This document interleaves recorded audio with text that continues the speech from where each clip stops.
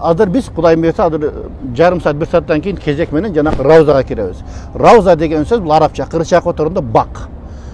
Мисалы Рияд деген бул бактар деген манда. Мисалы Риязы Салихин деген китеп бар го, саду праведник деп. Бул жерде ошо Рауза деп коет, бул бак. Бул кандай нерсе? Пайгамбар айтканда менин ошол үйүм менен жашаган үйүм. Себеби пайгамбарыбыз өзүнүн үйүндө казал ошол жерге көмүлгөн да. Себеби пайгамбар хадисинде бар экен, кайсы пайгамбар кайсыл жерде өлсө, ошо өлгөн жерине көмүлөт деген хадис бар да. Пайгамбар өзүнүн бөлмөсүндө өлгөн, ошол жерге көмүлгөн. Менин ошо бөлмөм менен минбарымдын ортосу 5 бактарынан болгон бир бак деген хадис бар да. Ошол себептен ошол жерге биз мурда тур 5 саат 6 саат турчу элек. Азыр эми шарт жакшы болуп калды. Бул жерден ошо фирмалар уруксат кагаз алат дагы, кирип ошол жерде жарым саат бизде мүмкүнчүлүк болот да. Кудай мейрси азыр кирип ошол жерге киребиз.